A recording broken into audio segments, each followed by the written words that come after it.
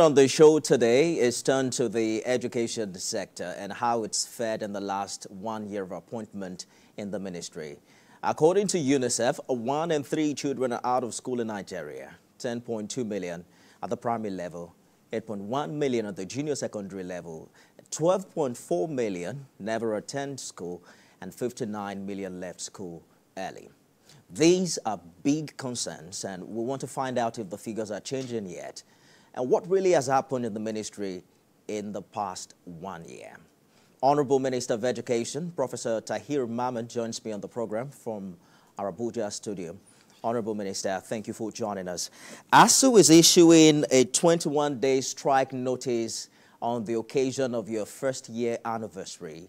I know you had a meeting with them in June, but what does this say about how government has been able to address the much talked about non-implementation of renegotiated agreements? Thank you. Good evening. Thank you for having me here this afternoon.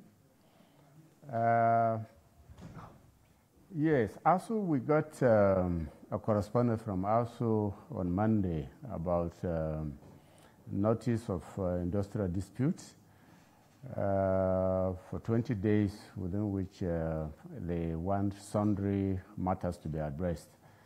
And we met yesterday to review those issues, and we are going to have meetings with ASU on those issues. But by and large, some of the issues are actually historic in nature. When you talk about 2009 agreement, this is something even that has gone back to almost 1981. If you take the issue of these agreements back to the time when they started. And before that, we've been having a series of conversations with ASU leadership on the issues affecting the university system, so that we can together address all their concerns. And remember, we also reminded them that the president is quite interested in issues about the progress of academic activities in the university and his desire to have stability and lack of disruption in that sector, so that that sector can contribute meaningfully to the academic intellectual development of the country, manpower development of the country, and provide suitable environment for partnerships with institutions and other people abroad through staff and students exchanges. So we've been having that. And then for me in particular, I spent the better part of my life with the university community. And so I share with them their vision for the university system. And, but of course, the issue always is the approach. Government will not be able to address every concern at the same time because of other competing needs. And so that's where we are. But I hear you, Honorable Minister. Now, yes.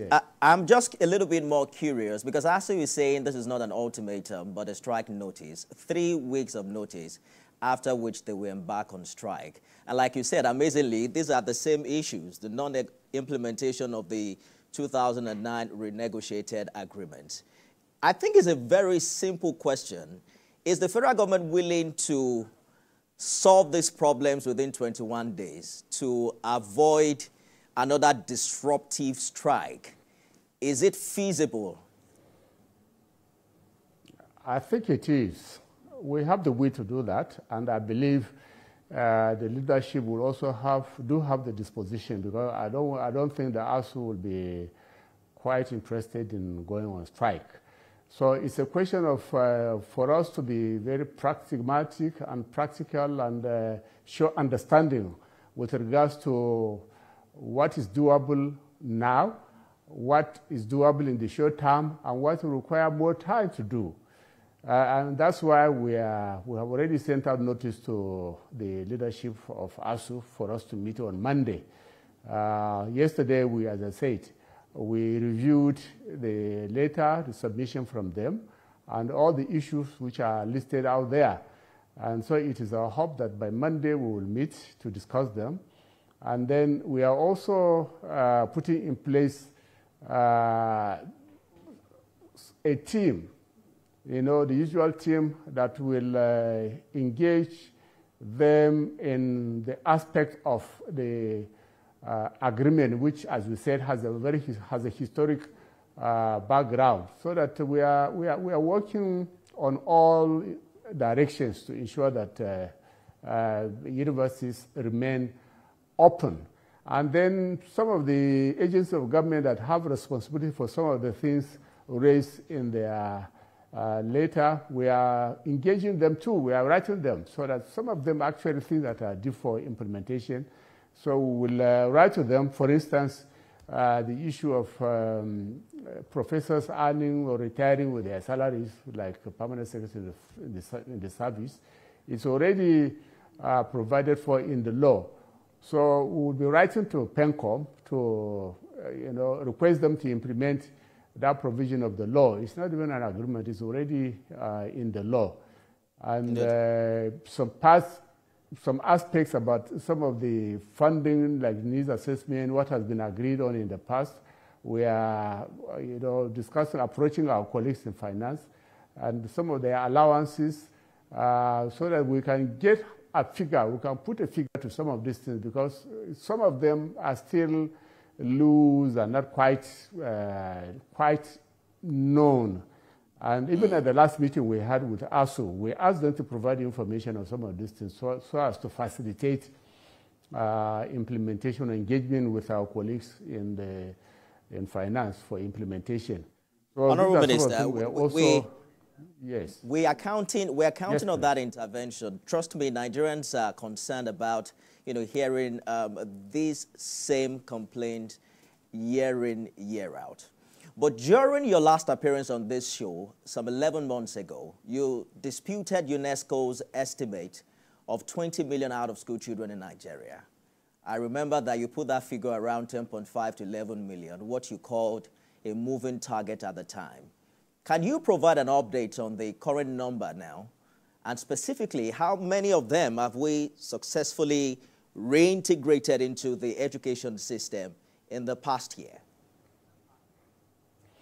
My comment on the number is that as we are speaking, nobody has done a census of students or people who are out of school, whether it is UNICEF or UNESCO. Everything is about a conjecture. It's an estimate. And the one in the ministry too is about some kind of addition of figures from some research that have been done. But we are working to address this problem. So at the moment, what I know is that it may even be more than actually what UNESCO is saying. That's our position. The official estimate is 10-point-something million, but for me, we have to be very practicable. I believe it is something far higher than that. And so we are working towards getting the correct number through a census of learners across the country. It's a procurement process that has delayed us in commencement. We should have started some 2 months ago, but we are about getting over with that now so that we can do that. But at the moment, we'll be able to get some back to school. Some 2 months ago, we reported we'll be able to get back about 4 million children back to school. And then just 3-4 days ago, I have a report from the Almajiri and Out of School Commission that in Abuja here alone, they've been able to register about 22,000 young children for return to school this September-October school year. And this is just Abuja alone. They are fanning out to the rest of the states. So it's a project that we are ramping up so that those who are eligible, who are still young to go back to school, can be returned to school and continue with their education, while those who are too old to go back to school will now be given some training in various skills so that they can. So, Honourable Minister, skills and yes. it's accurate to say that the Tinubu administration has been able to get 4 million children back to school in 1 year, right? Correct. 4 million Okay. plus. Yes, 4 million plus, yes. 4 million plus. All right, while we're preparing for this interview, we asked our viewers to send in some questions, and we are inundated by a particular concern that we'd like to share with you, but that will be after this break. Stay with us, everyone.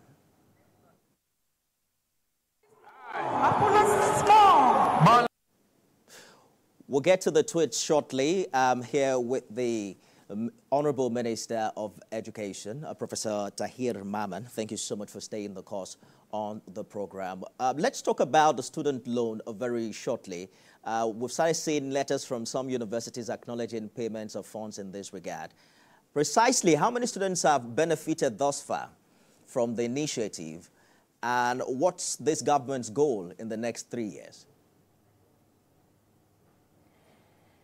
Well, at the moment, we have, as the report that I have is as of 3 days ago, we have over 200,000 students who have applied, with 44 billion committed to those applications. And then institutions, about 21 billion committed to institutions that have, where the students are. And I don't have the exact figure on how many of them have been credited, but 2/3 of them have successful applications, which means that amount of money we're talking about is already committed to the students. The beauty of the student loan is that the process is seamless and very smooth. All the student needs to have is JAM registration and his NIN, and then identification that he's a student of the university, and Polytechnic College of Education, of course, now. And then he will have access to the facility. There's no quota whatsoever. And so students who apply now are getting the money without any hindrance or hindrance. Is it true that NELFund is considering increasing the student loan stipends, which is currently 20,000 naira, due to economic realities? I cannot confirm that for certain. It hasn't come to me as a proposal, so we work with what is on ground at the moment, but we don't discount that possibility. So we saw you reverse the ban on underage admission. We're hearing that that is to be enforced in 2025. What issues do we have with 16-year-olds in our universities? Well, there's no issue really. What we said is just to remind the public of existing policy. We didn't bring in new policy, and that is the practice in many, many jurisdictions across the world. If you look at the trajectory for school, for age in Nigeria, pre-primary school, they are supposed to go to school at the age of 5 or 6, and then spend 6 years there, and then basic education overall is 9. You add the 5 or 6 to it, you have already 13 or 14, and then by the time you add up the 3 years for secondary school, you have 17.5 years. So it's a very simple arithmetic. And what has been the problem is parents jumping schools and jumping class years. And, you know, from what has been established actually, even medically, you know, students going to schools premature in terms of age, you know, have problem managing their affairs, coping with academic life. Honourable Minister, it's hard to tell. You know, it's hard to say that a 16-year-old is premature in this age and time if you are conversant with how exposed, you know, people have become recently. But we don't have as much time to talk about that now. We'll continue this conversation later on. Let me read some tweets for you, and so we can get your response to what many of our viewers are concerned about. This person says, the Honorable Minister suspended accreditation of degree certificates from Niger Republic, Benin, and Togo, but later exempted Niger Republic. The growing rumor is that the exemption was a preferential treatment to Mariam Abacha University. That's from at Ekiti Oracle. And then Umar is saying, regarding students from Benin and other countries, when is the matter going to be settled?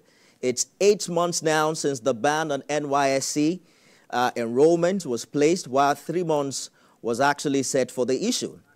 Adebi Samson is saying, kindly ask the Minister of Education the current status and the fate of students that studied in Benin and Togo. We've waited enough. Please, this is over 7 months. We need an answer. The ban is affecting a lot of our lives. Honorable Minister, this is making reference to the suspension of evaluation and accreditation of certain schools earlier in the year, following concerns of certificate mills. Government decided to embark on an investigation that has long ended. What is the update? How do you address these concerns? Well, I start by clarifying the issue on Niger. Niger was never part of it. So there was no question of lifting the ban on Niger. The focus from the beginning was on Benin, Togo, and some other, essentially Benin and Togo. Now, the report has been submitted. The Federal Executive Council has actually approved the recommendations from the ministry, and we will have a press conference tomorrow where the details will be laid out. And the Federal Executive Council has approved implementation of that report where graduates from institutions that have no official approval in those countries will not be recognized, not just not be recognized, but actually they are prohibited in Nigeria, and they will be fished out if they are already in service of any government or any major agency. And as I said, tomorrow we are going to provide the details of the institutions, relevant institutions in those countries, and even the number. But by and large, from Togo, we have close to about 21,000 students who graduated from those institutions between 2017 to the time of the investigation, and about 1,000 plus from Togo. So those students or graduates in court, will not have recognition in Nigeria. And so if they did any service, that one will be disqualified, and then if they are in any employment in Nigeria, then they will be fished out because they are bringing in qualifications which are illegal, even in those countries, not to talk about Nigeria. But as I said, so more details will come out tomorrow when we'll do our press conference. Are you suggesting the possibility of lifting the ban on these universities tomorrow? No, we are not lifting ban on any institution because they are illegal institutions in the first place, even in those countries where they are running. So we don't even have the power to lift the ban on them. We cannot recognize what is illegal here in Nigeria. Even universities in Nigeria that produce certificates that are fake, they are fake in this country, they are recognized as such. And not to talk about institutions across the border that don't have... No. Honorable Minister, just to get some clarity, because, we reported this earlier on in the year, and I remember raising it with the Honorable Minister of State. There was a document that was widely published. It was claimed to have been sourced from the ministry, that after that investigation was carried out, you were able to highlight the accredited universities in these countries. Can you share more light on that? Are you saying all of the schools are not accredited and all of them are fake? No. No, not all of them. Those countries have universities which are recognized. They have, of course, those institutions which are not recognized. Some were just set up for international students, really, and by their proprietors, and without approval of the national governments. And that's why even in those countries, as I said, they are not recognized universities, even in those countries. So we can't recognize them here. But they have their own institutions which are recognized, and we will provide the detail tomorrow in the press conference. Honourable Minister, we have to go now. Hopefully you would return and continue this conversation. But let me just inform you also that one of the concerns raised here are from students under the Nigeria Bilateral Education Agreement, and they've been talking about 14 months stipends owed them in countries like Hungary, Morocco, China, Serbia, Algeria, Venezuela, and Russia. We don't have time to take your response to that, but I'm hoping that you'll also be able to do something about it. Thank you so much for talking to us. We've been speaking with the Honorable Minister of Education, Professor Tahir Mamman.